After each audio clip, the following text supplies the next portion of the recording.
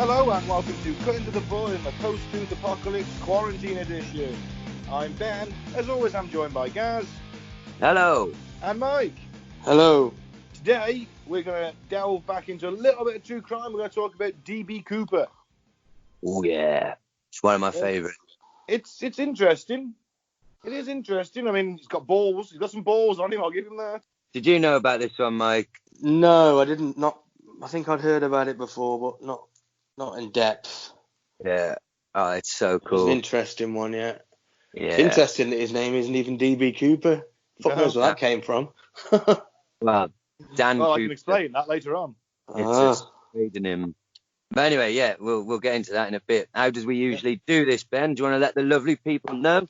Well, Mike's going to tell us about top listeners, new and returning listeners, and then we'll do some weird news and then crack on with the main cut and thrust of today. Oh, you're lucky I'm back, actually. I've just took a 230-mile round trip to Durham. Nah. Test your eyesight.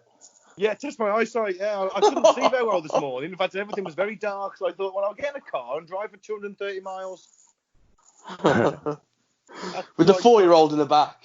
Yeah, I don't know where the 4-year-old come from. Wasn't mine. Just went to your neighbour and said, look, love, I just got to test my eyesight. I'm driving to Durham for 230 miles. Can I borrow your 4-year-old son? Oh, yeah. Everyone knows you can test your eyesight better when there's a kid in the car. Yeah. Makes you concentrate. Oh, my God. As far as excuses go, that's got to be the worst I've ever heard. And then there's that fucking weasel Gove going, oh, yeah, I've done that to test my eyesight. I've drove about 30 miles. Why is everyone getting in the car to test their eyesight? No, Gove didn't quite say it, did he? He tried to say it, and the presenter was like laughing, saying, oh, I'd like to say you're going to get out of this one. Guys, have you ever felt nearly blind and then got in your van and gone to work and drove around the country all day? Yeah, most mornings. That's what makes me a professional driver, Ben. Not blind, drunk, Gaz, just eyesight feeling a bit dodgy. Rain or shine, depression, suicidal tendencies, they don't stop me from getting behind that wheel, mate. Like temporary blindness. I have got to say, though, with this Dominic Cummings story, I haven't really followed it in detail. I've just seen everyone's reaction to it, and I fully understand everybody being very pissed off with him. I really do. I'm not, because I haven't been locked in the house, so it really doesn't bother me. But I do understand why it bothers everyone else. But one thing I will say is I've been genuinely shocked at the naivety of people that are like, so you're saying it's one rule for you and a different one from us? Yes. Fucking fellas, are you fucking stupid? Of course it fucking is. Haven't you been paying attention for, I don't know, the entirety of your fucking life? It doesn't mean it's right or fair, but of course it's that fucking way. It's how power works, you tit. And I love it, how everything the government's done since 2010, since it's come in power, it's hardly stirred the British public. But as soon as a bit of foul play, someone's doing something they're not allowed to do, it explodes, doesn't it? But in my house for 8 fucking weeks. Everyone collectively lost their shit over it. It's been weird being on the outside, being like, I know this should bother me, but it doesn't. And it's only because I haven't been locked in the house. I think if I was locked in the house, I'd be chucking stuff at the TV as well. Like, you can't. But yeah, never mind that they're selling off your NHS through the back door and fucking killing people with bedroom tax, and fucking homeless has gone up 90-odd%. Fucking drove to Durham. When I lockdown. To see me Aunt fucking Vera. That cunt. Yeah, but I mean, some people have had to miss the last few days with their loved ones that are dying because they can't see them and things like that, and miss funerals, and you haven't seen their children, can't hug their children. Oh yeah, mate, I'm in that boat. I know I haven't been locked in the house, but I haven't been able to see family and loved ones, or kids. So I totally get it. It's just a unique position to be like, well, I've been driving around like, does everyone hate me as well? But like, I had a reason to be, I suppose. You're key worker, Gaz. Yeah, I'm not on TV telling you to stay in the house. You should be. Well, yeah. But anyway, that's my little rant on the whole situation. I've also got some good news. Okay. Yeah, you know that that chap on the we had on Weird News who was convinced his ghost girlfriend was cheating on him. Yeah. Yeah, shagged her last night. Oh. Ghost sex. How could you have when she was here sucking me up? I think you were shagging an entirely different ghost, mate. How do you know you weren't shagging a different ghost? Touché. It said its name was, what's her name again? It was Lisa. So clearly it wasn't Lisa. I was like, sounds legit to me. Like the ghost of Winston Churchill tanked up on whiskey. I've got some really sad news, guys. Yeah? Yeah. Sat around chatting at this perfectly legal socially distancing barbecue at the weekend. We were like, I wonder if Candy's in Telford, the massage parlour, is open. Yeah. And I said, I guarantee they've still been doing business throughout this pandemic. You know, girls got to eat, you know. Eat cock. Yeah. Out of curiosity, we called the number. No answer. Oh, man, maybe they're all busy fucking. Somebody always answers at Candy's. I wouldn't know. Didn't even I was told that. Where everyone knows your name. No. Cheers, mate.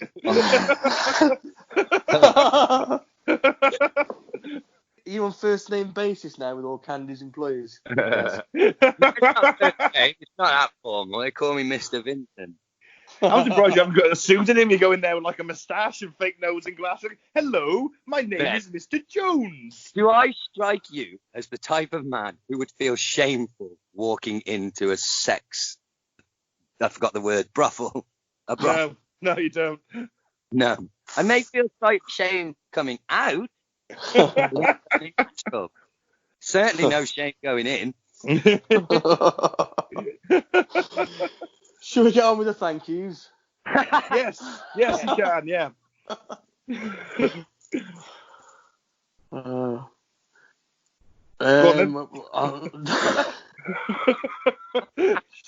In such a rush to get there. Yeah. Didn't have it prepared, did I? Like an idiot. You didn't think that one through? I didn't. Tottenham, UK. Blue Springs, Missouri. Bushbuck Bridge, South Africa. Wow, South Africa, eh? Kuala Lumpur, Malaysia. Oh, welcome back.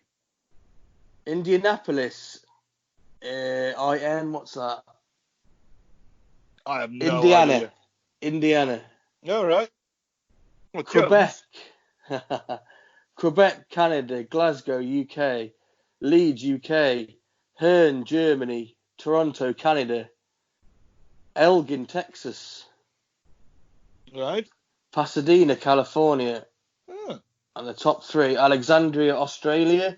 Shady Nasty, New York, and Telford, UK. Hey, Telford's number one. What the fuck's going on? That's our hometown, by the way, listener. We've got a shout out for the people of Shady Nasty. Yes. I saw a nice video on Twitter earlier, Mike, showing their local police force taking a knee alongside protesters in solidarity in uniform. Yeah. I seen the sheriff do that as well. It was fucking awesome. I saw Liverpool Football Club do it. Good. That's where it should be. We should probably touch on that, shouldn't we, really? And that is happening as we record. There are massive riots in the US, possibly on brink of a civil war. Maybe. Looking that way. Fucking hell. You know, people bitterly divided between the lines of Captain Bone Spurs in his bunker being pretty much the next Messiah and everyone else who thinks he's a complete racist twat. Yeah. Basically called for violence against, basically said shoot the looters, didn't he? Yeah. What a cunt. Yeah, I would like to see how many soldiers he gets to carry that out, because your average soldier isn't too keen on shooting people who he may know or be related to. Just no red-blooded American soldier, if he's truly a red-blooded American soldier, could even conceive for 1 fucking second of opening fire upon its own citizens under any fucking circumstances. You'd think so. I'm not 100% sure. I think he's going to call the National Guard, who are their equivalent of the part-time reserve in the UK, because there's something about US military personnel not being allowed to operate on US soil unless it's a war or a terrorist situation or something like that. Yeah. I think the whole point of it is they're not allowed to interfere with civil matters unless it all really does go to shit. But even then, I'm not sure about that. I will look into that. And Gaz, I think you're putting a lot of faith in the morality of the US military. You can argue morality as an organisation, Mike, but at the end of the day, it all comes down to, are your soldiers brave enough not to follow orders? I mean, look at the amount of Nazis who said, "Oh, I was following orders" when they were telling Exactly. me to, No. I'm not having faith in the morality of the American military at all. It's having faith, or not even faith, it's just pointing out that if they were truly American, as I understand it, they couldn't even be able to conceive of firing on an object. Most un-American thing you could possibly do. You could say the same thing for the police. Protect and serve. They're not protecting and serving the black community, are they? No, but also I'd like to point out there's got a lot of African American soldiers because they get targeted joining up because they're from poor areas with no prospects. They're quite unlikely to want to shoot on the protesters. They probably agree. Yeah, but I'm sure there's a lot of racist white We'll see what that would. Yeah, of course we'll they are. Happens.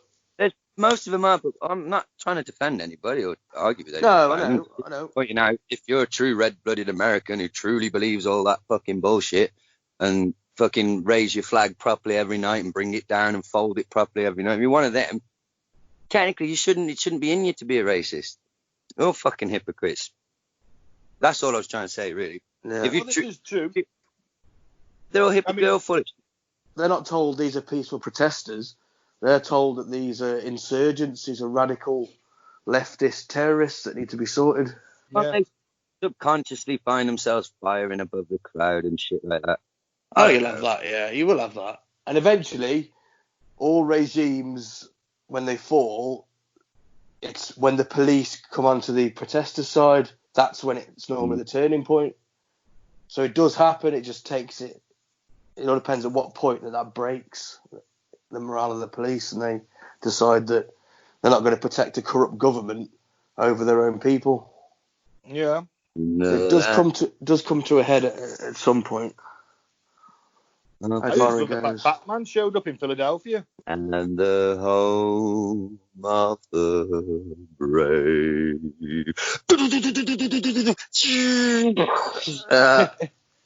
Hi, I'm reporting from downtown Louisville, Kentucky.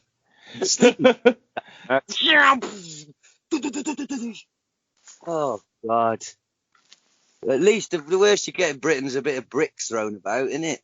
That's it, isn't it? When it all kicks off, some horses and some old cannons. And the thing is, they only bring out the horses because no one really wants to hurt the horse. Yeah. No, don't. Even your most cuntiest chav's a bit like, oh, I don't want to punch a fucking horse. Yeah. That's it. It's like, oh, look at the horse. Oh, shit.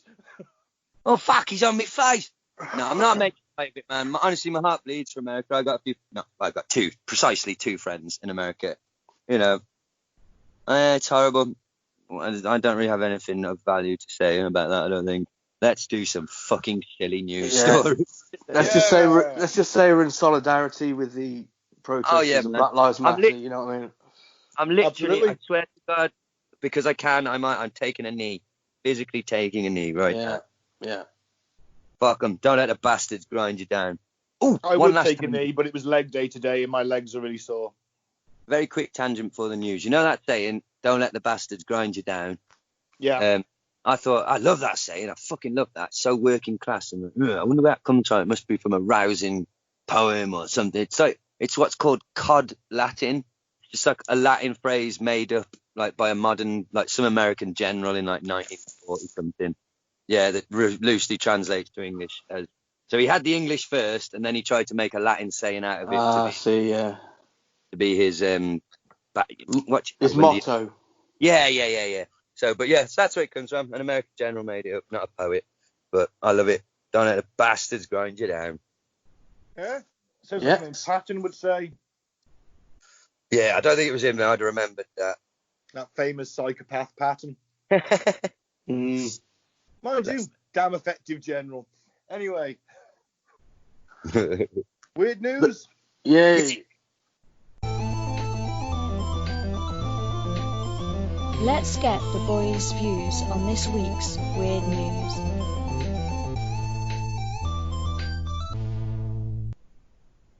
Okay, let's start it off. 3 Bolivian brothers hospitalized after letting Black Widow bite them to become Spider-Man. Oh, Lord. The boys have not been named, but are aged 8, 10, and 12, and live in the town of Chayanta in the southwestern Bolivian department of Potosi. The youngsters are clearly fans of the Marvel superhero franchise, in which Peter Parker is bitten by a radioactive spider and develops spider-like abilities. They also failed to realise the story is purely fictional. While tending to the sheep owned by the family, the 3 boys found a Black Widow spider and came up with the idea that when it bite them, they would develop superpowers. Their mother was reportedly out collecting wood while the brothers taunted the Black Widow with a stick and allowed it to sink its fangs into their skin. Fuck. Rather than developing powers, they quickly started to develop symptoms from the venomous bites, which include muscle pain, spasms, abdominal cramps, and increased heart rate. They are evil little fucking bastards, and Black Widows. I bet. Is it working yet, Billy? Is it working? Yes. Oh, I think so. Worst is, though, I bet if they've watched the films, they've obviously seen the films, they're still going to think at this point that it is working. Because he does go spazzy and sick and then grows muscles and shit. So Yes, he does. So they're Until like, they- yeah, it's working, it's working. Yeah.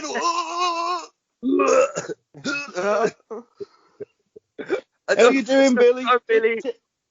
How you doing, Billy? It tastes like burning. My mouth tastes like death. Yeah. I tell you what, did they die? No. Right, so they might not have gained superpowers, but these are 3 fucking mental strength, hard nut little kids, for fuck's sake. They're raising sheep in some Bolivian hellhole, and they're hard enough to let spiders bite them without screaming like girls. I'd be like, no! No, they were crying. Yeah, okay, but they're still harder than us. Yeah, the venom's 15 times stronger than that of a rattlesnake. Yeah. Well, it's boring tending sheep. In Bolivia. I'm surprised they've seen Spider-Man. Oh, Ben, that's a bit.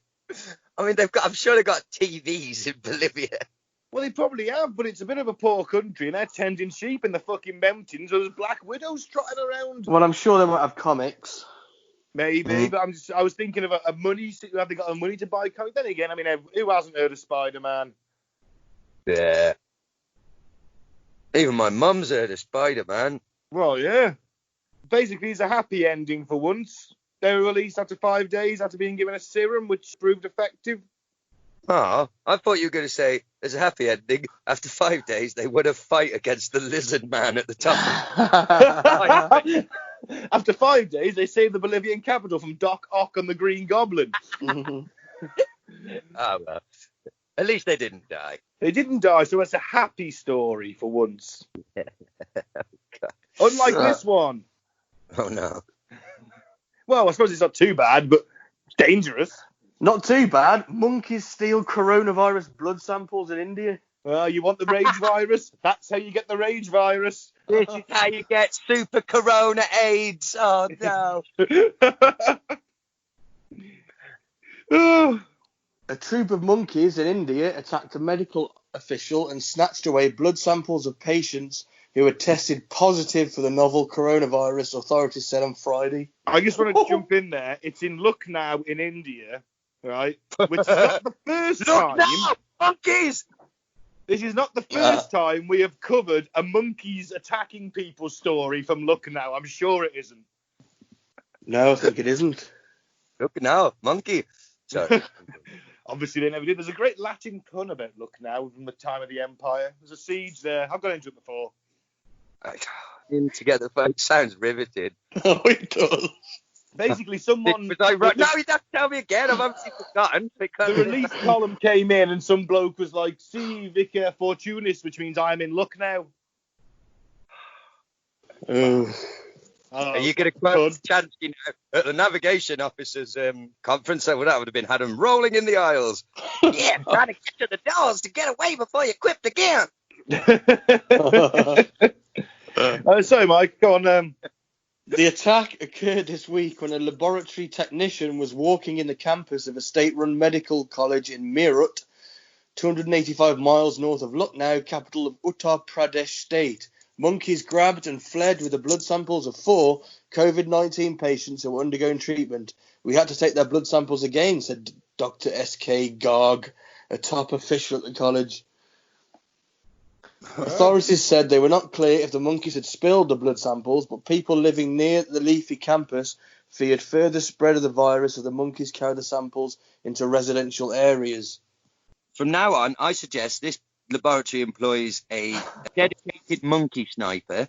I was going to say, you can't keep the windows shut. It's India. You can't expect them. It's going to be sweltering. Monkey sniper. A humane way. Darts or something. Nah, you said a 50 cal, blow them apart. Barrett 50 cal sniper rifle. Fucking hell. This here little monkey's the most powerful handgun in the world. It'll blow your head clean off. Just sat on a rooftop, see this guy getting, be like the Punisher in many ways, except for monkeys. He could like a zoo worker with like darts. Well, yeah, you could, but it'd be more fun if we got Frank Castle to do it. I don't know. That's your kind of fun. Gore and innards and splatters and screams. And the smell he would have protected those blood samples. Yeah, I know. I know I suggested the sniper, but I wasn't envisaging it like to be like a gore porn. It was more like keep the coronavirus safe. Well, he hasn't got to shoot them just on sight. I mean, if obviously they're attacking someone, then he should be shooting them, shouldn't he? If they go anywhere near the samples, I will accept the shooting. Because then it'll be like, oh, don't go near him, because, look what happened to Jeff the monkey. I don't know. The little monkeys are called. Don't know if they have names. Is there any more to that? No, not really, mate. That's it. Okay. Should we do the final straw? Yep. And finally, a pair hired for man's broom sexual fantasy turn up in wrong bedroom at wrong address with machete. What the fuck?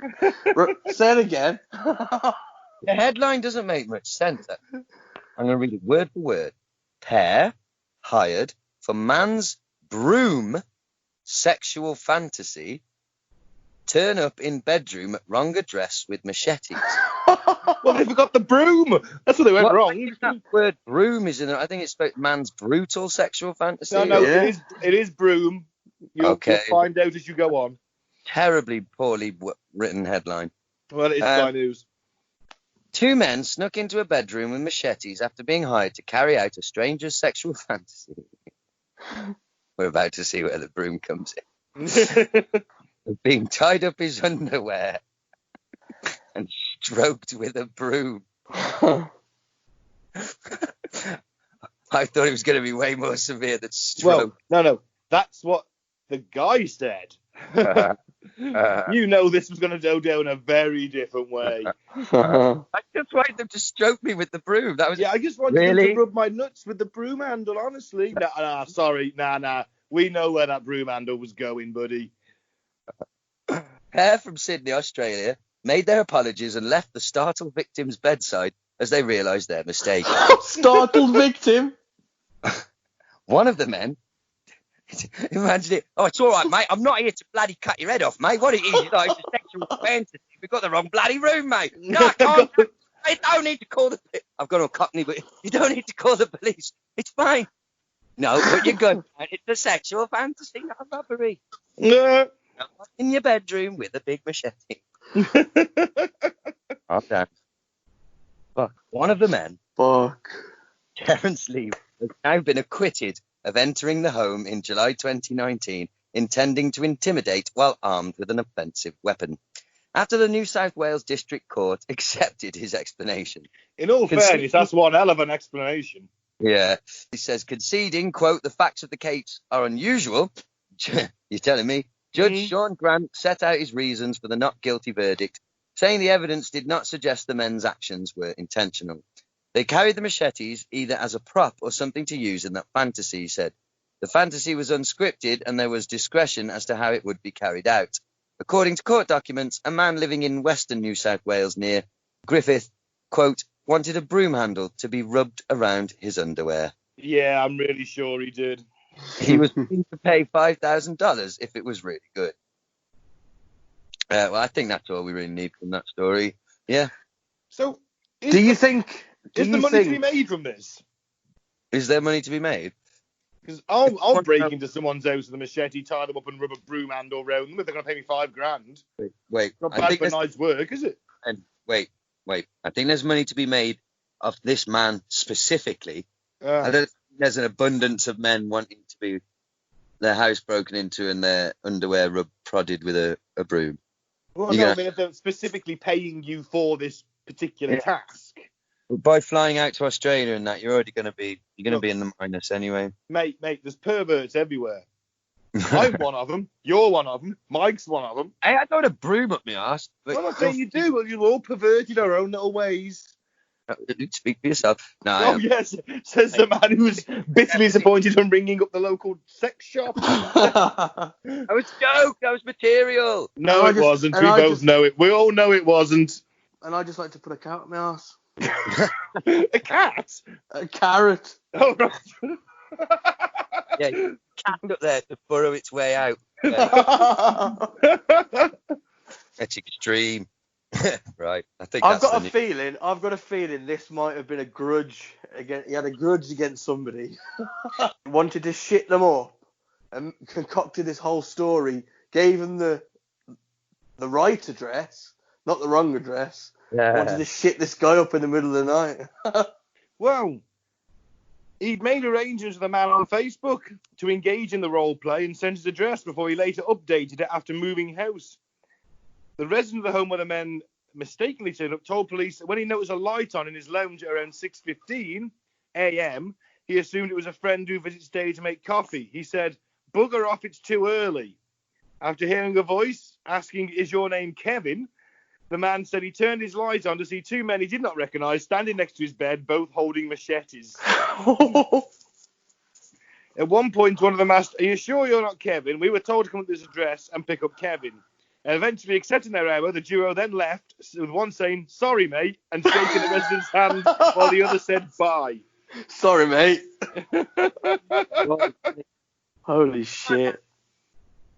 We'll bring you a few tinnies to make up for it, mate. Don't call the cops. Yeah. Bless him. Leroy's lawyer said it was a commercial agreement to tie up and stroke a semi-naked man in his underpants with a broom. Commercial agreement, $5,000. Wow. And he forgot to give them his new address. Well, he did. I think they just there was a bit of technophobia going on. They obviously didn't notice that he'd sent them a new message, maybe. Technical errors. So yeah. Right. So let's talk about the case of D.B. Cooper, also the man with the biggest balls in the 1970s. Certainly was. D.B. Cooper, also known as Dan Cooper, is a criminal who in 1971 hijacked a commercial plane traveling from Portland, Oregon to Seattle, Washington, and later parachuted out the aircraft with the ransom money. An extensive manhunt ensued, but the hijacker was never identified or caught, resulting in one of the greatest unsolved mysteries in U.S. history. The man used the alias Dan Cooper, but in the subsequent news reporting, a reporter misheard the name as D.B. Cooper, which became widely used. Is he deaf? He must be. Sounds nothing the same. Dan, D.B. Could have been Unless the policeman had a speech impediment. Could have been a bad line. Could have been. Yeah, it could have been on fucking Skype. Well, it was the 60s.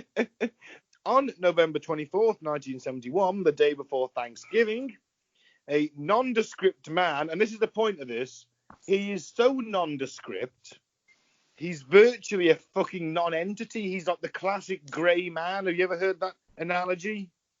No. Right? The grey man is like just that guy who could just... He could be anybody. He just looks so normal. He does not draw attention to himself. No distinguishing features at all. Nope. Just looks like a dude. That's it. Obviously, he also had the personality for it to not be displaying any signs of like, I'm about to try and steal a plane. Yeah. You know, that takes some balls just to be normal in that situation and fit in. Yeah. Because in my head, calm. because to be honest, in my head, he's Leonardo DiCaprio. He looks cool as fuck. All the stewardesses are winking at him. He's smoking a fag and drinking a whiskey. But now he's just like nondescript, normo. He was obviously back in the day in the 1970s. You could smoke on planes, so he was smoking. Reported as being smoking and drinking a bourbon. You know what I mean? I want him to look like I want him to look like James Bond. You know what I mean? Not like, you know, Norman from The Bang, who no one can just. Well, sadly, he was Norman from The Bang. What's that constant banging noise in the background? Can anyone else hear it? No. I don't think so. Now and again, I keep hearing a banging noise. No. Okay, no worries. It stopped now as I mentioned it. Yeah. It's the back of my chair against the wall because that Lisa's sucking me off while I'm doing the podcast, that ghost Lisa. So you're just rocking yourself back and forwards with a hard on? Yeah. And my shorts down. Please go back to the DB Cooper, the Skyjack. It's not an image you want to think about, is it? No. So, yes, he is a nondescript man who appeared to be in his mid-40s and about 6 feet tall, which is 1.83 meters if you're that way inclined. He bought a $20 ticket for Northwest Orient Airlines Flight 305 and gave his name as Dan Cooper, which later turned out to be fake. Now, to our younger listeners, and even people of our age, you have to understand the American transport system. Getting on a plane at this point, in fact, any point before 9/11 in America, was like getting a bus. Mm-hmm. Very little security, and 9 times out of 10, well, you haven't got to have a passport. You're flying in country. Give your name as whatever you want it to be. Yeah, paying cash. Mm. You know, I mean, literally very little security. X-raying your luggage or briefcases was not a thing. And that's how, obviously, the 9/11 hijackers obviously got their knives on board. You know, they call the buses the Greyhound buses. I'm sure someone used to call one of the airlines as a sort of derogatory term, like the Greyhounds of the sky, because it was literally, like you say, it was a bus with wings. Bit like Ryanair. It's a bit like sitting on a Ryanair flight. It was just a bus with the cheapest possible seats you could imagine, with wings on the side. Ugh. I fucking hate Ryanair. I mean, it makes you want to die. I fly it because it's cheap, but my God. It's without a doubt the worst ever times I've ever spent on an airplane, really. Just makes you feel like cattle. It does. You are just crammed in. There's no room. You can't even if you got the aisle seat, you can't even have a kip because the air hostess comes along with a trolley every 10 minutes trying to flog your shit and bangs your elbow. That's capitalism. That's capitalism. I think I read a stat once where the modern airline passenger has only like about 1.5 inches, 2 inches more space than a slave on the middle passage. Back in the day when slavery was a thing and they were shipping the slaves from Africa to America. Bit dangerous though, isn't it, to compare the two, Ben? Well, I'm just saying that, you know, I'm just saying space-wise. As bad as Ryanair is, I don't imagine that it's anywhere near as bad as being locked in a fucking slave ship. I wasn't meaning it like that. I was just pointing out that you haven't got much more room. I mean, living in your own... I mean, then again, have you ever flown Ryanair, Mike? They're nice. No, but I've been in a slave ship from fucking Africa to the Indies. Mike, why were you on a slave ship? I was joking. No, I'm intrigued by why. Obviously. You'd be a fucking slaver knowing you, Mike. Fuck that. Should we really be... Mate, America is on fire in racial rioting. Let's move on. I didn't mean the Ryanair scenario as any type of slur. I was just pointing out a fact. Let's move on from the slave material and go back to the fucking skyjacking story. For fuck's sake. Okay. Thank you. Shortly after takeoff from Portland, he handed a note to a flight attendant in which he claimed to have a bomb in his briefcase. He then proceeded to open the briefcase, which contained numerous wires, red sticks, and a battery. In the note, it says he wants 4 parachutes and $200,000 in $20 bills, which is about 1.2 million nowadays. Woo! After the flight landed in Seattle, he obviously said, "No one has to know. Tell the pilot. This is what's happening. I'm not going to make a scene. I'm going to stand up." In fact, he got the air hostess after she come back. He said, "Come back," as you told the pilot. He made her sit next to him. Mm. So I don't know how many passengers were aware of the fact their plane was under a hijack scenario. Well, apparently, didn't he pass a note to the? He passed a note to the. Yeah, I said that. Oh, and she put it in his pocket, and he said, "You better read that now. I've got a bomb." Yeah. She thought he was giving her his number. Like, just being smooth, and he's like, "No, you might want to read that." Boom. I like the idea of he's being really discreet about it, and she just puts it in her pocket, and he's like, "Oh, there's a bomb." No, you really do want to read that note. No, but it's a much cleverer way of doing it, isn't it, than panicking the whole, "I've got a fucking bomb. Any fucking prick moves, and I'll blow us all out of the fucking sky." Well, of course, but it didn't work, so he had to say in the end that he has a bomb.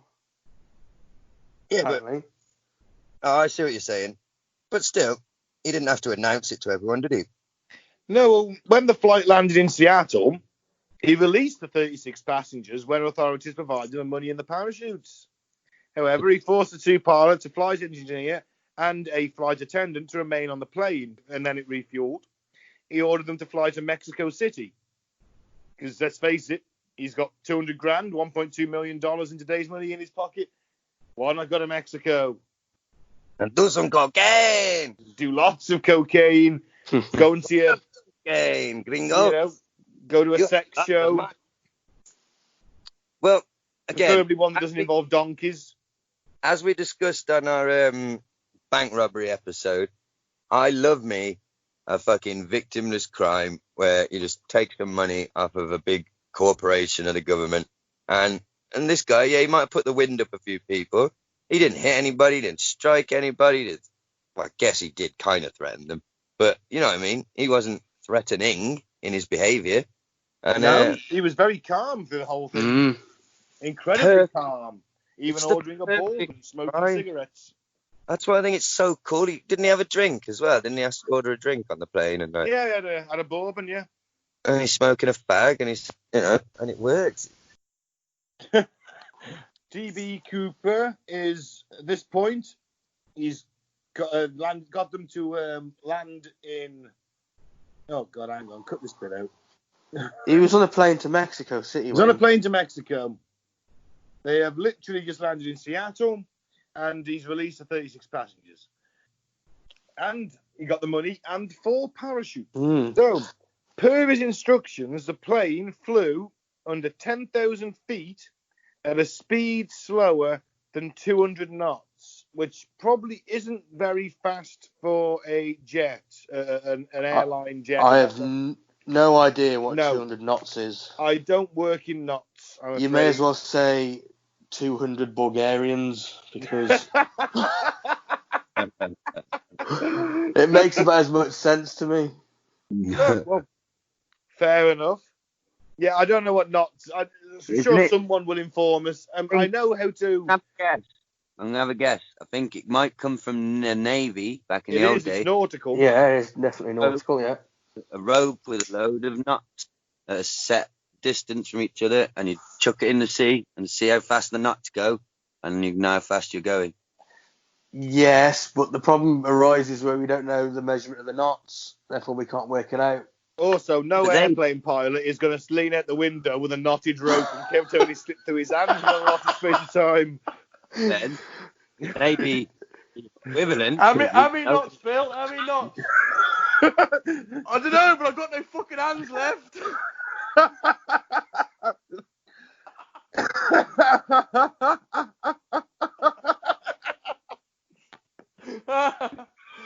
It just comes back in.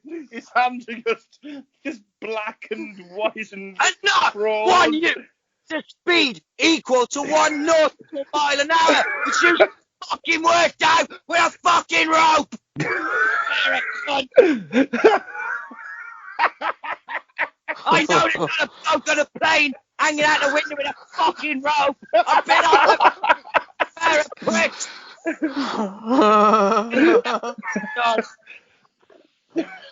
Now. It's a good job you're breaking up on it, and we only heard. We can only hear every other word off you. Yeah. That was effectively beeping. Skype was effectively beeping you out then. Fucking Google it.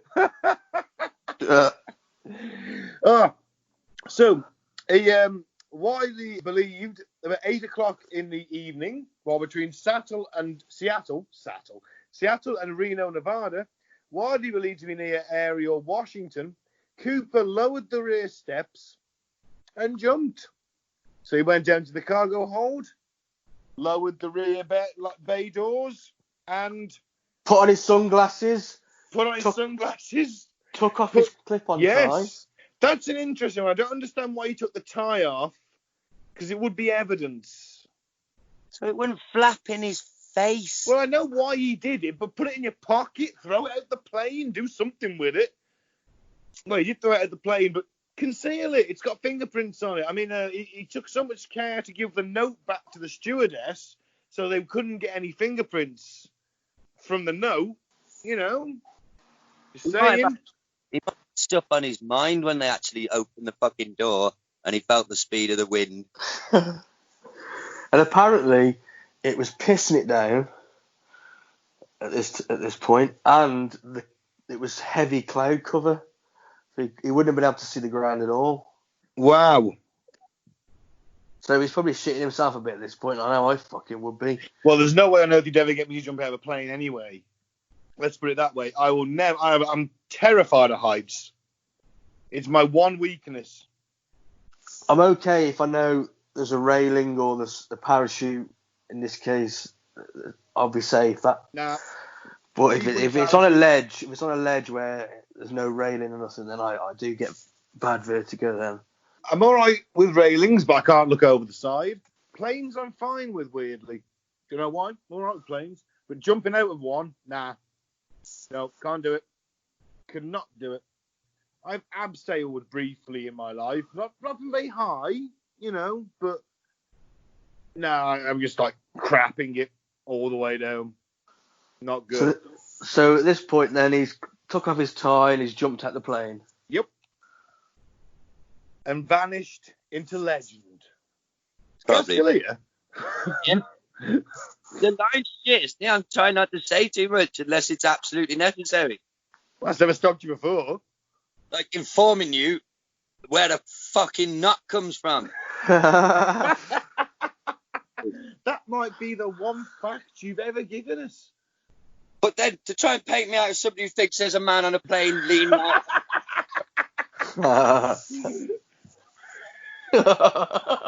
Equivalent of a nautical knot. It was for comedic effect. Don't take it personally. Nowhere near that stupid. And please continue with the story. So, okay. The FBI launched what would become one of the longest and most exhaustive investigations in its history, known as NORJAC. Northwest Hijacking. Okay. Or a hand job from a Norwegian woman. Yeah.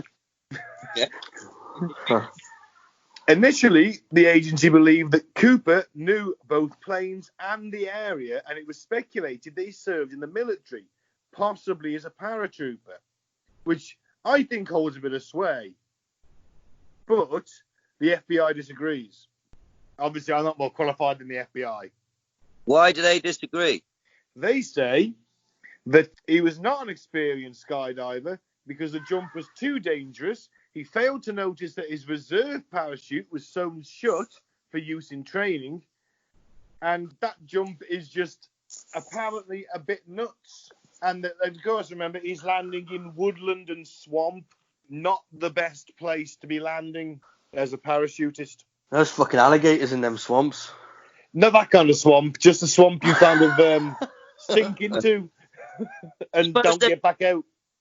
There was nothing stopping him. It's before the internet, but there was nothing stopping him talking to a mate who was in the parachute division and saying, what sort of speed and height would a plane this size need to be going in order for me to successfully jump out from it? Well, this is it. I mean, he may not have been a paratrooper, but he could have been a former pilot. He could have just done parachute jumping as a hobby. Yeah. Yeah. I would argue that military training would be better for this type of jump because civilian parachutists don't tend to jump out of jet aircraft. They tend to jump out of propeller-driven ones. Yeah. Nah, once you've jumped out of one airplane, you've jumped out of them all. I'd imagine. Have you ever seen what a parked-up jet aircraft does to a reasonably sized car when the engines are fully throttled? You'll be fine. It was... Oh, well, you know, if you park a reasonably sized, like any sort of car, really, behind a jet and it throttles up the engines, puts them to full power... Right, that car's flipping over about 40 foot down the runway, cartwheeling down it. So imagine what it's going to do to your fragile human body made of a skin and mush inside. Your meat sack of a body. What's it going to do to you? He probably, my cool hero who committed the perfect victimless crime, probably exploded in the fucking canopy of a tree. Yeah, that's awesome. Oh, he landed. He come down in a parachute that couldn't really be steered. That it wasn't designed to be steered like a military rig. A military parachute rig, you can steer it. You've got handles. It's quite maneuverable. You can literally put down in a 10-meter circle with a military parachute. But this wasn't a military parachute. This is what the airline had. Right. The reserve chute was sewn shut.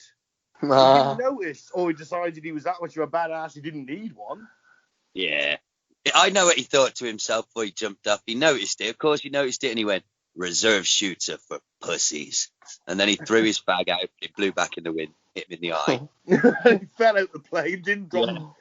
And the parachute got tangled, and he wished he had a reserve chute. Yeah.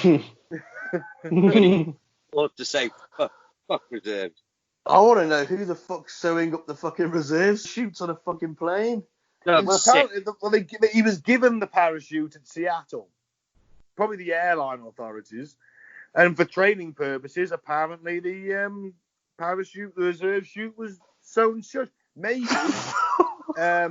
I wouldn't say that it's for training purposes, like for jumping out of planes. No. I'd say that, like, I'd hope not. You know, the first thing, like, when you're about to jump, right, what they all do is they check the man in front of them and shoot. Yeah? So I assume it's like someone would have the dummy one with the reserve chute. No!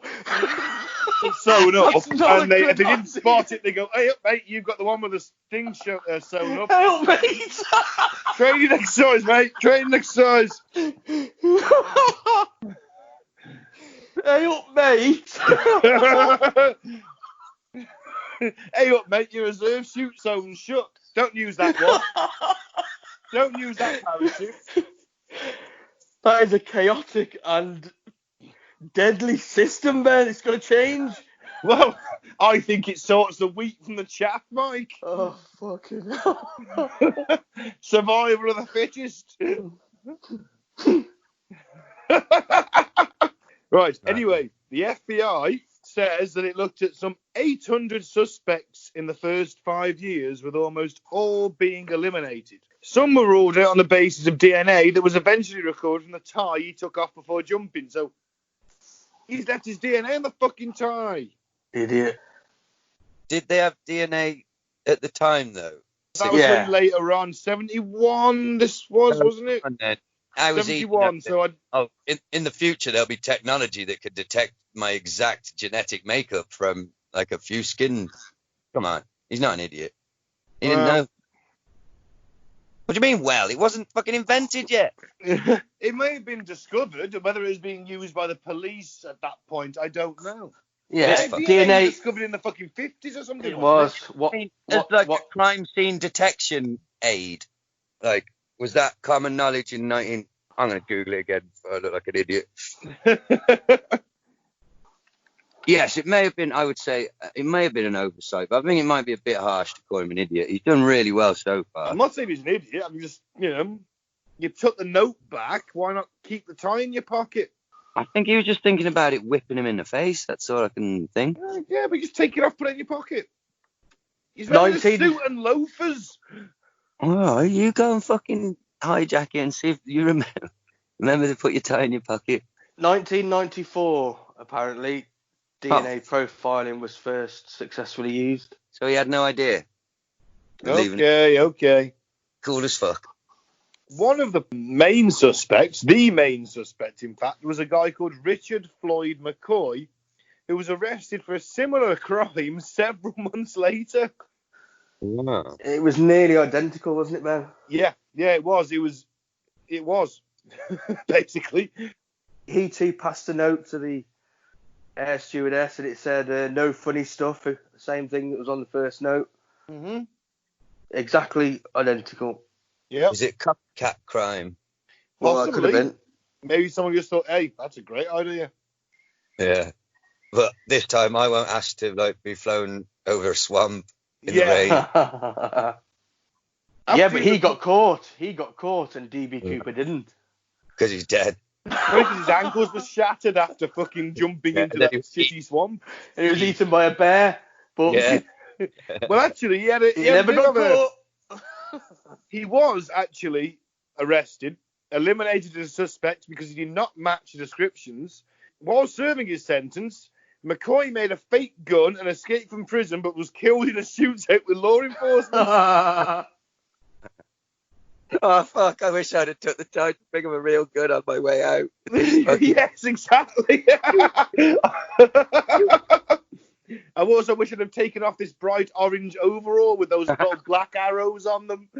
I mean, he had balls, this other fella. Maybe we should do an episode on him. Maybe. Well, he's dead Many speculated that Cooper, who was outfitted in a business suit, trench coat and loafers, smooth bastard, did not survive. At that altitude, the winds were more than 200 miles per hour, which is 322 kilometers, and the parachute he used could not be steered. In addition, he would have landed in a rugged, heavily wooded area. Now, after years of dead-end leads, investigators did get a break in 1980 when a boy found a decaying package containing $5,800 buried along the Columbia River north of Portland and some 20 miles, 32 kilometers, from Ariel. The serial numbers of the money, all of which were $20 bills, matched those of the ransom. Now, that suggests to me that he survived. Not necessarily. Well, who's burying the money? No, it wasn't like, I think it was just buried over time, like it would wash down the river shore a bit, I think. So it looked like shit. It did, yeah. Well, you think the briefcase I'm going to set a scene. When he smashed into the top of a tree at high velocity, I think the case may have flapped open. What about if it was this McCoy, right? Mm. And he jumped out the plane, and because the authorities are giving the money in a nondescript briefcase rather than a big canvas sack with a dollar sign on it, as they used to do in the films, basically it just bust open in the winds. What if that happened? It just bust open, spilled the money everywhere, and he thought, you know what? Next time I do that, I'll ask for the nondescript sack with a dollar bill on the front. Oh, damn. Next time I won't make the same mistake. Well, you've got to learn from your mistakes, Mike. And I won't take off the clip-on tie. Yeah. I won't put a clip-on tie on. I won't wear a tie. I think DB Cooper's impaled on a tree. They would have found him if he was, though. Eaten by vultures. There'd still be bones. Everything got eaten, everything got consumed. There's a lot of. I doubt they've searched every square inch of that swampland. That, like, you know what I mean? Maybe his body will turn up one day. Yeah, or maybe. Apparently, but he was very calm, polite, and well-spoken. Legend. Didn't hurt anybody.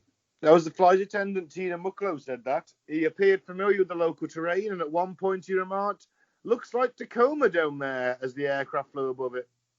He also correctly mentioned that McCord Air Force Base was only a 20-minute drive at that time from the Seattle-Tacoma airport. So Well, he's obviously planned it out. She said that he seemed rather nice. He was never cruel or nasty. He was thoughtful and calm all the time. He ordered a second bourbon and soda, paid his drink tab, and attempted to give Mucklow the change, and offered to request meals to the flight crew during the stop in Seattle. What a nice guy. He's like, yeah, should definitely be played by Leonardo DiCaprio. Yeah. In the movie. Well, it's nice to think that maybe he survived and he's out there somewhere, but I think the chances are that, you know, I mean, imagine if he jumped out and then just flapped immediately back into the side of the plane because of the speed and wind, and like that, like shattered his spine, and he dead. He could have just been sucked into the fucking engine, to be fair. Did he jump out the back door? He jumps in the back door, but maybe the plane slows down, or I don't know, if the wind's underneath, he could get carried backwards and then drawn back up. It's a possibility. Oh, man. Apparently, though, he asked for 4 parachutes, and they found 2 of them still on board the plane. So maybe he did realise that the one reserve chute was sewn shut, but he'd already packed the. Because when you parachute, you pack, if you know what you're doing, you pack the parachute yourself. I think pretty much anyone who's got any skydiving knows will pack their chute themselves. So maybe he did realise it was sewn shut and thought, but you know what, I've packed it now. I'll take another with me. Well, where's one on the front, one on the back? You still got parachutes. You don't want one going off in your face, though, do you? I'd imagine the military have got a system for that. Yeah, they'd have thought of it. There's actually an Oregon man named DB Cooper who had a minor police record as one of the first persons of interest in the case. The typo, the poor bastard. Imagine. I know. We just break him up. Fuck it. His name matches. I suppose the problem is a precise search area is difficult to define. I mean, he's jumping out of a plane going 200 knots at 10,000 feet. Even how fast that, man? Well, obviously the pilot told me because he'd be leaning out the window with a rope in his hand. Don't trigger me. It's all too easy to. Equivalent of a nautical knot. We've established this. So, I mean, environmental conditions along the flight path, which varied significantly by location and attitude, could have changed his landing point considerably. An important variable. Sorry? Altitude or attitude? Altitude. And his attitude. An attitude. Could have been both. He's like, I will land in that fucking zone. I will, and he did. You don't want to land there, mate. The local attitude is very, very negative. Well, according to a future topic we're going to be doing, it might be there's evidence that just by willing something you can change the outcome. So maybe he did. Yeah, that doesn't work. Maybe it was his attitude that saved him. Have you been reading The Secret? Have you got a dream board, Mike? Have you got a vision board, Mike? A vision board. Have you got a vision board? Well, apparently the science may back this up wow. to some extent.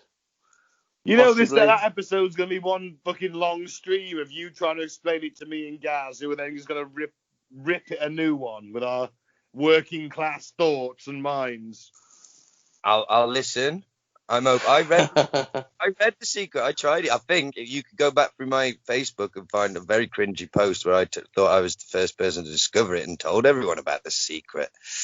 And No, I've never done The Secret, but I guess it works along the same lines. Well, I never went as far as to build the vision board and all that. I thought that's a bit step too far. I couldn't be asked. A vision board? I read The Secret, but I couldn't be asked to build the vision board. I could have a Ferrari now if I could have only You're a multi-millionaire with a hot Brazilian supermodel wife, but no. I couldn't be fucking arsed. I'd rather be asked to build the board. I completed all 5 Grand Theft Autos. Was that on the vision board? No, I just did it with my own mind.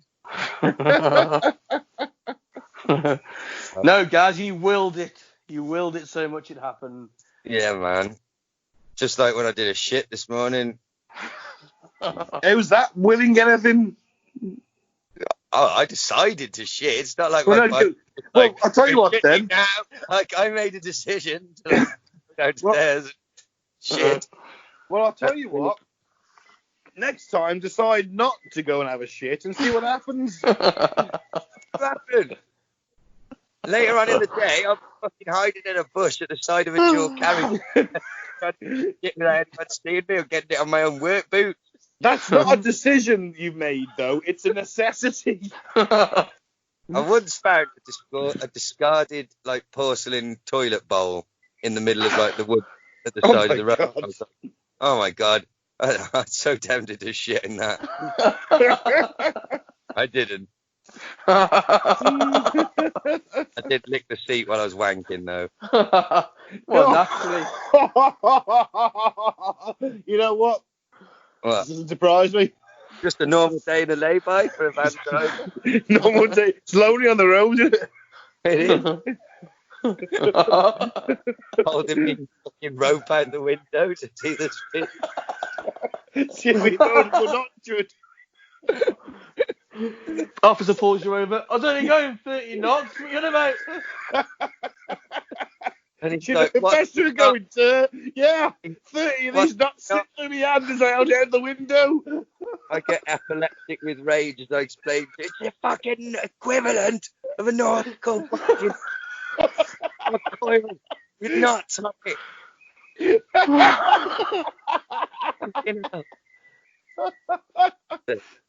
come have a seat in the back of my vehicle, come on. Hand me your...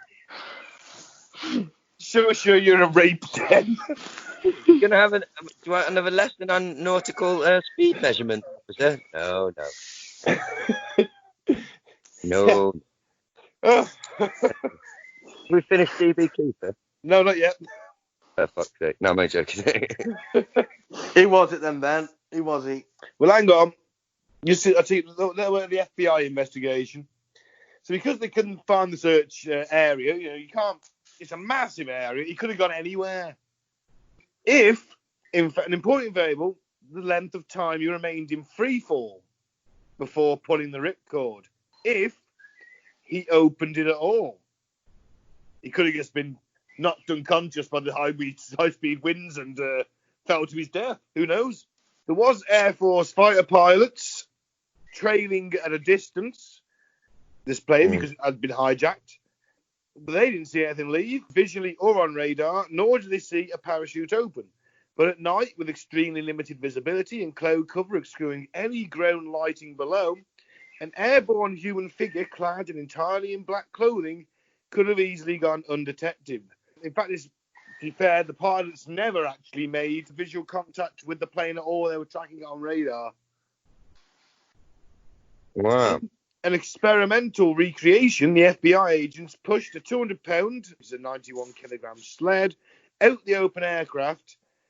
It was concluded that 8:13 p.m. was the most likely jump time, at that moment, the aircraft was flying through a heavy rainstorm, so it would have obscured the radar even further. I suppose they had an interest in finding out what happened, didn't they? Because you can't have people getting on planes and demanding parachutes and being able to jump off them. True. Because they kept the case open till fairly recently, didn't they? They just handed it on to somebody else. Well, that's it. I mean, I think as well, you'd be like, well, if we do catch this guy, shouldn't we get him to teach us? Yeah.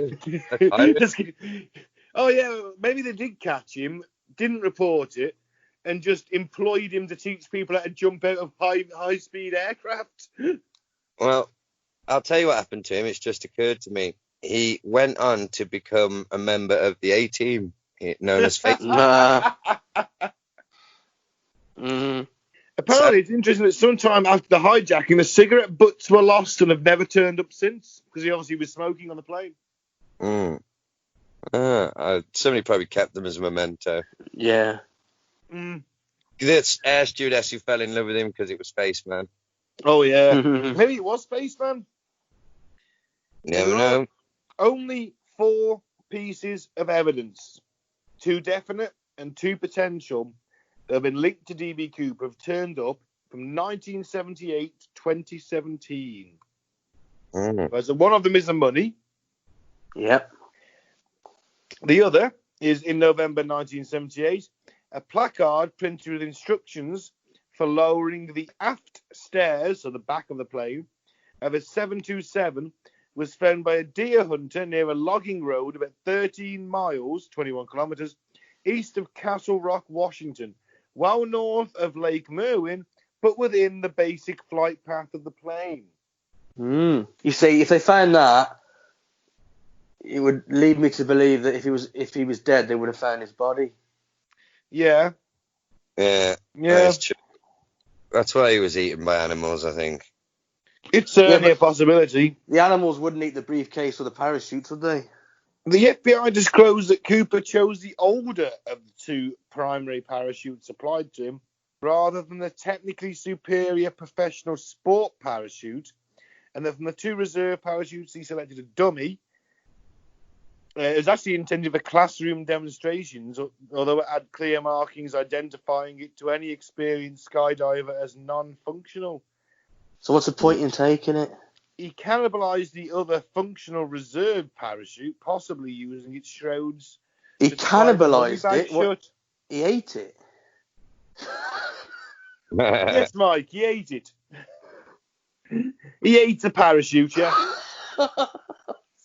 You're full of silk, you don't fall as fast. Science, that is. What are you doing, Mama? You don't wear a parachute, you eat it. Because you eat the silk, you float down like a leaf falling from a tree. Oh, fucking hell. Now, he basically used the functional reserve parachute to tie the money bag shut and to secure the bag to his body. That was witnessed. The FBI stressed the inclusion of the dummy reserve parachute was one of 4 obtained in haste from a Seattle skydiving school, and it was a pure accident. Okay. So there are 11 top suspects. Right. But some of them are very tenuous. Now, we've already mentioned one suspect, which is Robert Floyd McCoy Jr., who attempted something like that a few months later. Although he was armed with a pistol and a grenade when he did it. Huh? Wow. Robert Rackstraw, pilot and Vietnam veteran, was cleared in the 80s, but a 2016 book makes the case that he was, because he found coded messages in letters allegedly written by the hijacker and sent to several newspapers after the crime. Sherwood, who was the journalist and investigator, says that these hidden messages all point to Rackstraw, including one he says includes Rackstraw's name and former military rank. Of course, he denies all allegations, but remained cagey. Wow. What do you think? I think whoever this is probably a very high-end military parachutist. I mean, I think you'd have to be. Where else would you get that kind of training to be able to jump out of a plane in literally any weather or conditions? You've got to be like Tier A, Tier 1, SAS, Delta Force. Didn't they find rare earth minerals on his tie? Something like that. Yeah. Yeah, and it came from a laboratory working for Boeing, didn't it? That's interesting, isn't it? Yeah, so I think that's probably the most likely, that he was a engineer working for Boeing, knew how the planes worked. An engineer with balls of steel. Who may well have been a parachutist at some point. No, I mean, let's face it. I mean, you're not going to attempt that jump if you never parachuted before. It's feasible. You're not going to attempt that jump if you're not 100%. He was in his mid-40s, wasn't he? Yeah. So he could have served in World War II, perhaps? World War II, yeah. Korea, could have been Vietnam as well, remember? There you go. Could have been a paratrooper in the army. Hmm? He could have had parachute training in the army. The thing is, I mean, he could have had parachute training in any army for all we know. He's in the French Foreign Legion. You know, you laugh, but so many veterans went because they knew no other trade, went to the French Foreign Legion. Mm. You know, lots of former German soldiers in the French Foreign Legion in the 50s, 60s, 70s. Lots of French, lots of Spanish, lots of Americans, because they didn't have any other sort of skill. Did the French Foreign Legion work for the French state? It did. Mm. Basically, they get French nationality after X amount of years service, but you can volunteer from anywhere. But it is very tough. It is like one of their elite forces. Notice that the French have to rely on other people to be in their wars. But you know, they didn't do that. Oh, okay. Next guy, Walter Reker. He is a former military parachutist, of course. He's been publicly linked to the crime over the years, and his best mate apparently was talking to him. In an interview with the Washington Post, his mate said he suspected his friend might be Cooper, and he said it feels like something he would do. He said, when Reker finally acknowledged, I wasn't surprised. That's not proof, though, is it? No. But, look all the shit you claim to do. I do all of it. All of it. There's a theory there's a woman, Lynn Doyle Cooper. I thought it was a man. Well, maybe she was in disguise. Yeah, Howard D. Cooper. She died in 1999. Was the uncle of... Lynn is actually a man in this scenario. You fucking idiot. You fucking moron. I didn't read far enough down. It's 2020.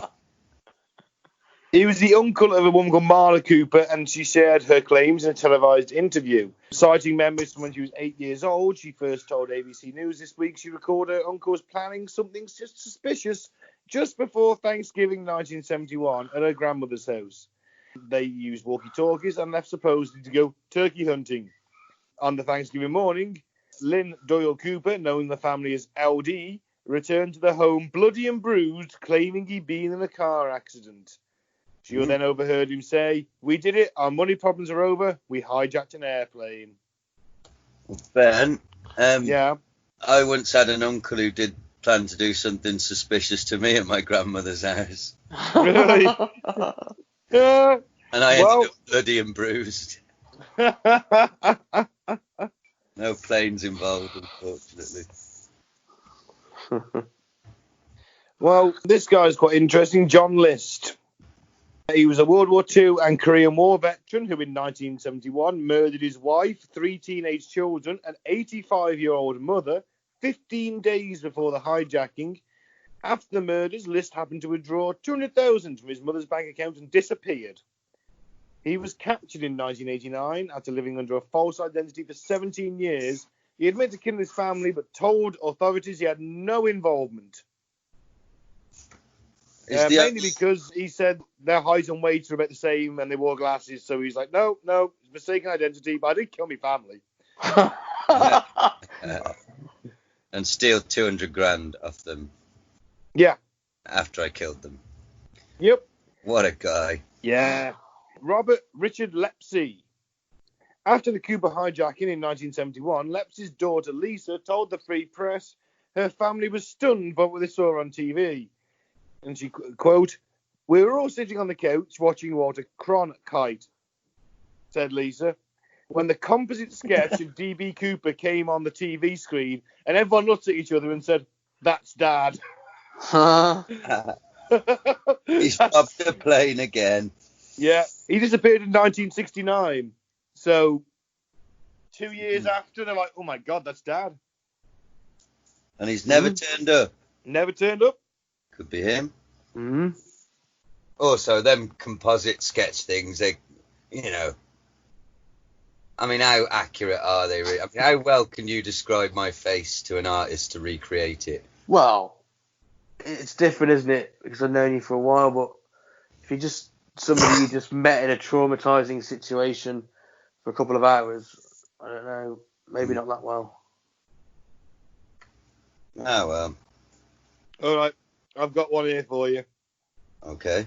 All right, last one. Barbara Dayton. Who's he? Well, funny you should say that. It's funny you should say that. In 2016, an online story that D.B. Cooper was not a man at all, but a woman who disguised herself as one in order to pull off the most audacious air heist in history. The article explained Dayton was born a male, but underwent gender reassignment surgery in 1969. I knew this would trigger you, and lived that as Barbara rather than a given name Bobby. In 1977, Dayton, a pilot with a parachute training, met them and became friends. As their relationship deepened, Dayton confided two secrets. The first was that she'd formerly been a man. The second, that she was, in fact, D.B. Cooper. So you're telling me the coolest skyjacking ever, D.B. Cooper, is now a trans icon? Well, I wouldn't say that, but I'd certainly say that maybe it's a possibility. Will their tentacles have, like, ever stop? Is there nothing they won't taint? You fucking transphobe. It's a joke. I'm a comedy transphobe. Ah. Yeah. Like, remember them old racist sitcoms? Yeah, like Love Thy Neighbour. Yeah, that seem horribly dated now to modern eyes. Oh, yeah. That's me. You're literally stuck in a 70s sitcom. You're the Alf Garnett of the podcast world. No, I wouldn't go that far, Mike. There are associations there that I do not want to attach myself to. I wouldn't attach myself to supporting West Ham either. I am the 2020 equivalent, is what I mean, because I'm a fucking trans off me fucking lawn, you freak. Fucking hell. Get a job. The fuck about what you feel on the inside. You're a fucking job. You still need a job, whatever you identify as, don't you? You little bastard. Do you know what I'm going to do later, Mike? I'm going to wrap a £20 note around my willy and wank myself silly. Good for you. Why are you going to do that? Just to show my love for capitalism. All right. I was wondering. In the most loving way I could think of. Hang on. You're still using cash in the middle of a pandemic? I haven't had cash on me for 3 months. I've been paying contactless. How the fuck do you think my drug dealer hasn't got contactless? Well, okay, fair enough, yeah. I just transfer Mike the money. He deals with it. Don't get me wrong. I have been using contactless everywhere else as to be a good citizen. But yeah, unfortunately, you know, he doesn't keep track of his transactions in that sort of... Well, you know what? They should legalise marijuana and allow you to pay by card and have it delivered to your house by drone, maybe, or some kind of weed delivery van. My luxury communist future, that will be. Oh, you see? Are you down for the luxury communist future now, guys? No, I don't want that. I like to just walk around his house and say, all right, mate, can I have this? And he goes, yeah, and I give him the thing, and then I don't want the drone to drop it off. I like to go around and... You just want to toot on the light bulb pipe, don't you? We're going to... in your future, we're going to turn into Wally. It is, though, to be fair, Mike. We are going to all end up on really fat on hover scooters. Well, we're becoming that now, aren't we? So... No, I still walk around with dealers. But you want I haven't more becoming fat. Well, I'm the only person that's lost weight in the lockdown because I've been working as a driver and everywhere's been shut. It's been quite unhealthy, actually. Yeah. Well, apart from the people that are starving to death because they couldn't get any food. Who's starving to death? I'm sure there's somebody.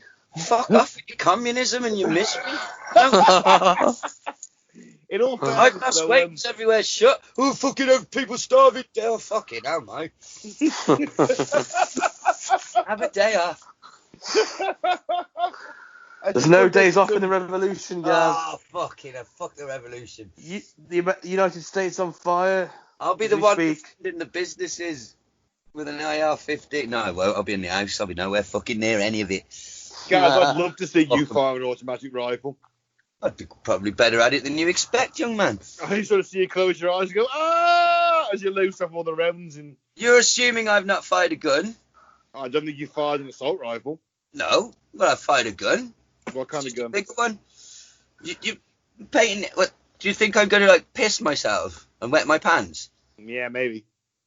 Well, and you, because you're Rambo, you'll be stood there with your face paint on, like the manliest man alive. No, I'll comfort you and. Could you even pick one of them fucking things up at them? Oh, well, this is where he tells me how much he bench presses at the moment. Of course, I could carry 14 AR-15s.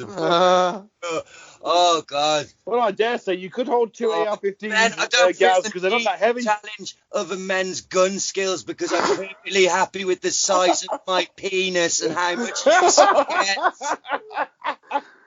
Little man. Ben, Back to the story. In wartime, Ben would last 5 minutes because someone of his own troop would shoot him in the back for being a cunt. Well, you got a point there. Look, we've all had a turn in the barrel today. That's just the way it should be. Let's just not set anything on fire. Tensions are high. I'm just saying that, I can't imagine you doing a fire maneuver exercise with an assault rifle, and I just can't imagine it. Why not? Definitely not Ben? me. Ben, I would look. Ben, Go on, guys. I'm not saying I'm a manly man, right? But do you remember that I used to play basketball for the England under-16 It's boys? hardly a manly sport, though, is it? Wait, my point is, I'm not an uncoordinated fucking goof who, like, with 3 left feet and a fucking arm going out his back, you fucking prick. Of course, if I was in the fucking army and I chose to do that, I'd be as good at it as any other fucker, wouldn't I? Because I'm a perfectly able-bodied human being and not spastic. I'm just saying that after all the years of weed and alcohol abuse. Why would I do it now, age 37? You fuck. What are you on about? Ben, go and have a wank and calm down. I don't even know we got onto that. I admit that I firmly would be like Bubbles at a trailer park, boys. He saves the day at the end. You probably would be, Mike. He saves the day, doesn't he? Usually. Bubbles always saves the day. It's just the most amazing thing watching Bubbles fire a Kalashnikov. Well, he has got Coke bottles on his face. Yeah, it's an amazing sight. It's an amazing sight. Actor has literally ruined his own eyesight over time from wearing stupid glasses he doesn't actually need. No. I'm sure the millions help soothe him. Yeah, that has become a very successful show. Yeah. Maybe not millions, but... Well, Snoop Dogg's appearing in it. Fuck. Yeah, there's an animated one that I haven't seen as well. Anyway, let's not do too much of a tangent. What were we even on about before you started painting me out again? So far, this episode, to be fair, it was your turn last week in the barrel, but so far, I think that people on aeroplanes hold ropes out of the window to see how fast they go. If I attempted to hold a gun and run at the same time, I would suddenly turn into Walter the fucking Fanny from the Beano. No, actually, I didn't say hold the gun and run at the same time. I said you might. What I was trying to insinuate was that you might be alarmed by the loud noise and recoil. Look, let's not get back into it. Where are we? DB Cooper. Who's DB Cooper? I have no fucking idea. No one knows. If the FBI don't know, I don't know.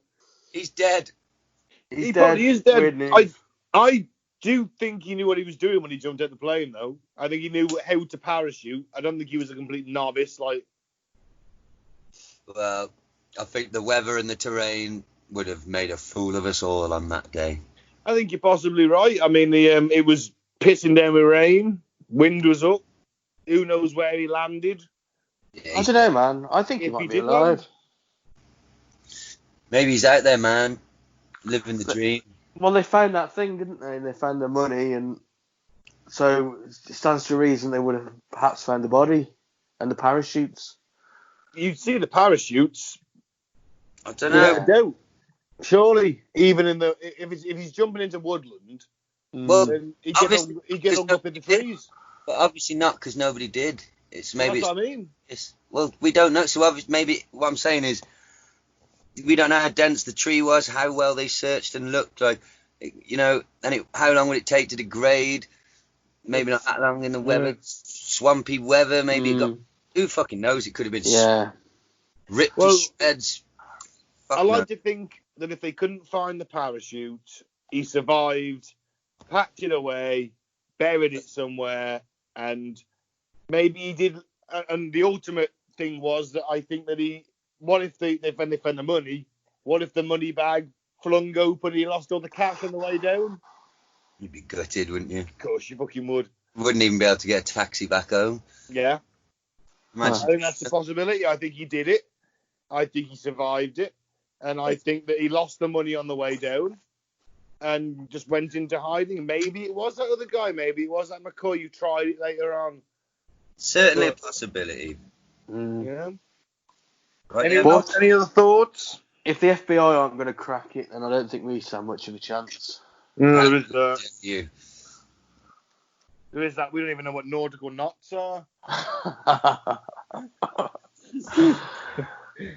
Right.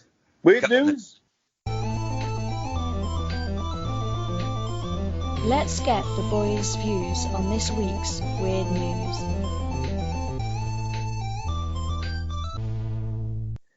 Okay.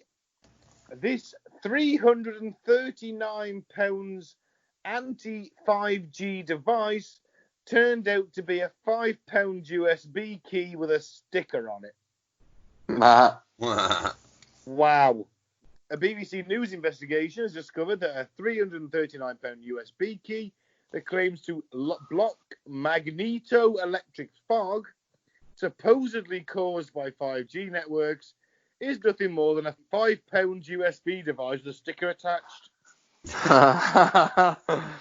Burn it down! I love it. We should do that shit. That's how you make money in this capitalist society. Lies. Yeah. Yeah. We sell dreams. We sell dreams. There you go. The BioShield retails at £339.60, including VAT, which is value added tax. Although a special offer can see lucky customers bag 3 for just £958.80. Wow.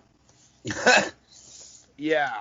The device is marketed by makers as, quote, the result of the most advanced technology currently available for balancing and prevention of the devastating effects caused by non-natural magneto-electric waves, particularly but not limited to 5G for all biological life forms.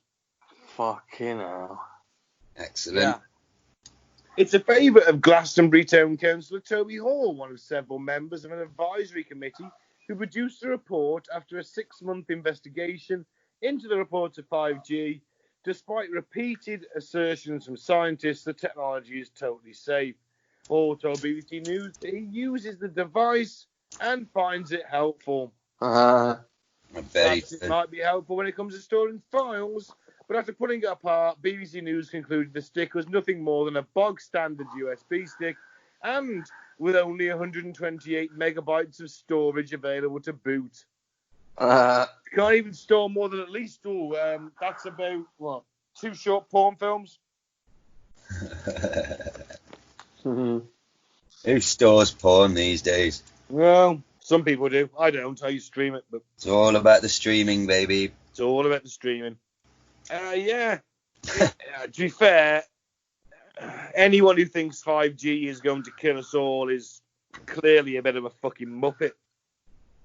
I'm going to wait and see if my cock melts off before I comment any further. Well, I do that because of the form of VD you've had, Gaz. Very strong possibility. Contributing factor, somewhat. But, You know, The internet's Throwing it out there. The internet's going to be real fast. If it's no faster, then I call bullshit. But if it goes super fast, then yeah. Yeah, I'm literally. Then the food we're eating is already killing us from a cellular level, slowly over time. Yeah. So the microplastics in our bodies. Why worry? Exactly. I don't. Why worry about a bit of fucking cancer 5G internet? Ooh. Toxic fumes in the air. Yeah. Brake I ducts. Smoke, I drink. I live next to a main road. Yeah. I eat crap. Well, certainly crap food because and you still managed to be crap. And you then still grow in managed to your be own garden. A golden god.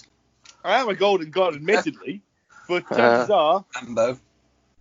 I'm Rambo and Andy McNabb and possibly RoboCop. Oh, fuck! I'm not having that. You can fuck. or Arnie in Predator. Oh god, he's getting worse, Mike. He is. It's the lockdown. Find yourself staring at the mirror for long periods of time, admiring yourself. Well, I was filming myself having sex with Lisa, my ghost girlfriend, the other day. God, that's something I don't want to see. Ben. And I've got a mirror in my room, and I was looking at my mirror thinking, man, I'm shredded. You know what that pose Christian Bale does in American Psycho? When he's looking in the mirror banging that chick, I was like that. Yeah. Except she was my ghost girlfriend. Oh my gosh. I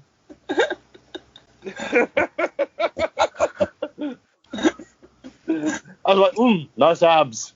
Can you imagine telling this to a psychiatrist? I try not to. They'd start pressing the secret button under the table, the panic button. Well, I try not to tell these things to my psychiatrist. Well, it's a good job it's only me and Mike listening.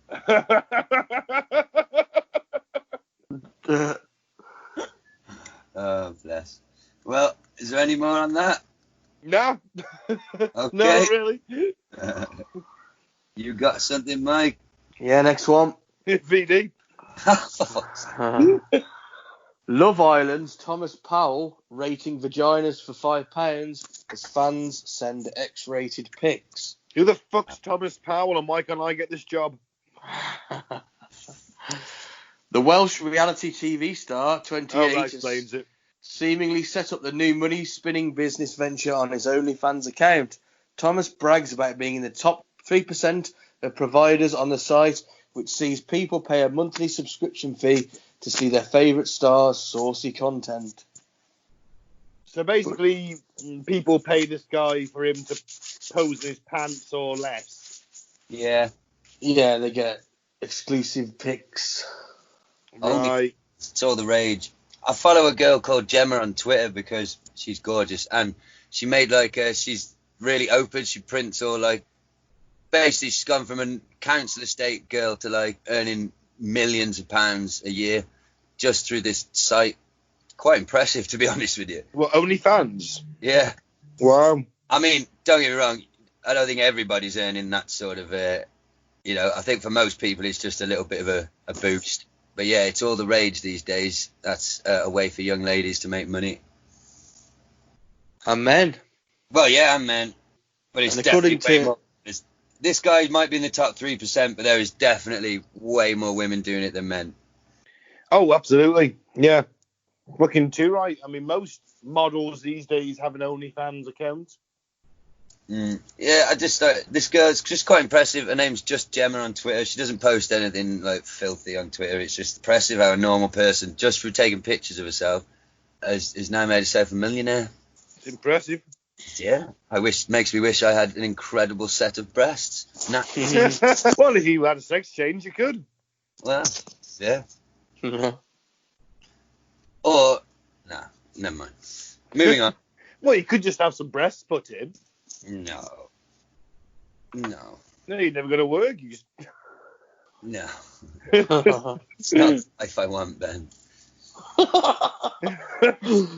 Sitting there fondling your breasts and wanking all day. Don't want to pay for it, guys. That's what I'm saying.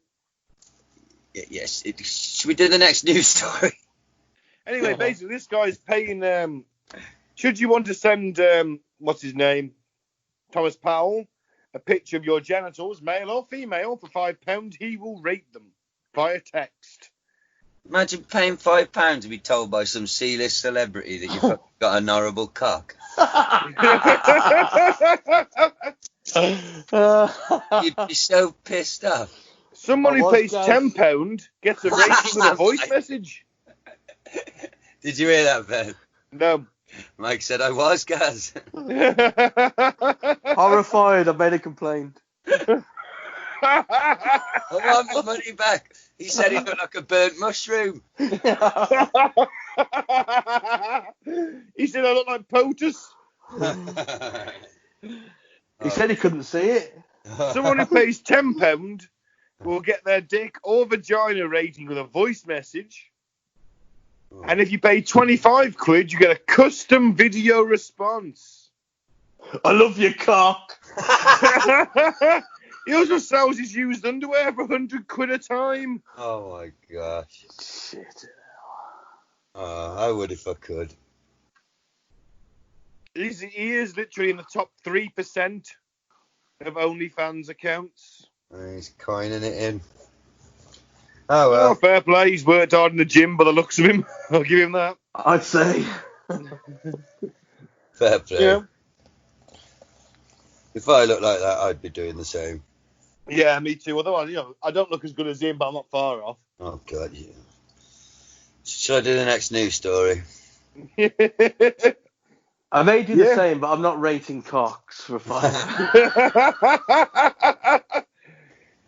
This one's from the Daily Star. I noticed. Oh. Sunday Sport. Yeah, Sunday Sport. The equivalent of the Daily Star, effectively, but on a Sunday. No. Daily Star's a normal newspaper.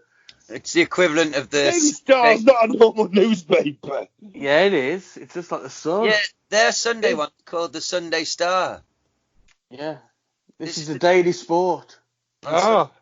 Fucking hell, the clue's in the name, Ben. Well, I know that, but the Daily Star's pretty fucking similar, isn't it? Nah, it's more like the Sun, isn't it? This is just... The Daily Star's in between the Sun and this. Yeah. Well, can I give the listeners some examples before we get to this article?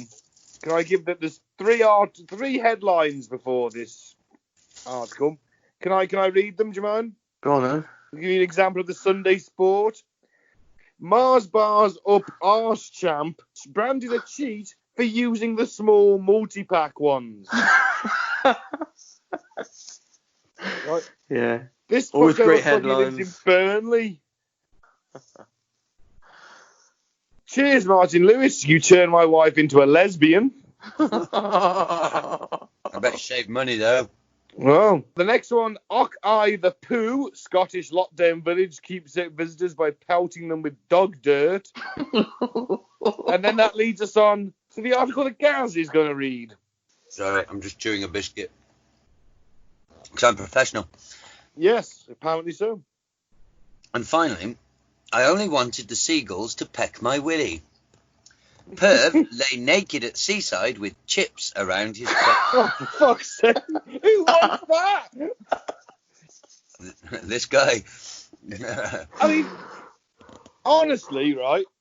I'd rather have two masked men in the middle of the night turn up my bedroom and be shitties than that. Oh, yeah. I mean, cause what if they mistake his penis for some of the chips? Well, that's what he wants. Go off with it. That's what he wants. Well, he wants to lose his dick. No, he just wants to peck at his dick. Yeah, he wants a bit of a peck. What if they just take it? Well, that's a danger, isn't it? Well, I think it's a risky business. Of course it is.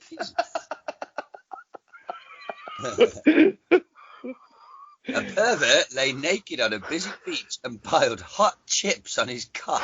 Also, he wanted seagulls. Also, just bear this in mind, hot chips. In Britain, he's at the seaside, he's in the chip shop. They are cooked in fucking oil. They are roasting. I let them cool a bit first. They're hot chips. He's putting them on his balls. Oh, I'm sorry. This guy just needs fucking shooting in his substantial forehead. Sorry. To peck at his cock. Where were we? Hot chips on He put cock. chips on his cock. He put chips on his cock. That's we've got it. Well, his name is fucking Watson Frobisher, and he bought a bag of chips in Whitby, North Yorkshire, home of Bram Stoker, before striding the sands, where he stripped and began his bizarre performance. Well, by piling molten oil hot cut chipped over his dick and balls. He's got a Purrs moustache and 80s glasses, and he deserves to be shot. Well, that's how he gets his kicks, with hot chips. Would you be enthused if you went to Whitby Gaz with your family and the girls, and some guys lay on the beach with a mountain of chips over his genitals while seagulls peck at him and he rides in orgasmic pleasure? Would you be enthusiastic at that? Well, it's all right, so he gets him off, isn't it? Right? Couldn't he do it in his garden? Why Where no one can see? No, he went to the beach, Gaz. Oh my god. Why the fuck would I take my family to Whitby? Maybe on some kind of Dracula tour. First fucking mistake. I got to that shithole. Dracula Fest. People like him. I'm fucking Dracula enthusiasts. Goths do love Whitby. Oof. And I fucking hate goths, so fuck Whitby and this cunt. That's the fucking news. I'm just saying. You're like, oh well, just gets him off, innit? You wouldn't be saying that if you took your family around there, though. I mean, come on. I guess not. No. And he does have an excessively large forehead and pervy moustache. He does. He does. That's probably why he was on a beach with chips on his cock. Yeah. Can I read you a headline down from that one? Okay. Door-to-door sex R salesman makes 100k during lockdown. Well, it's affected us all in different ways. He got rid of 5,000 sex arses, so sex toys that are an arse, and has made a fortune flogging them door to door. Yeah, I bought one. Well, he's a brummie, so he's in the area. Yeah. It was the best £3.50 I ever spent. Actually, Mike, he's charging £20 a pop. Oh, well, I'm a special customer. No, because he gets to fuck your ass. What, for $16.50 or whatever it is? Yeah. I'll be lucky.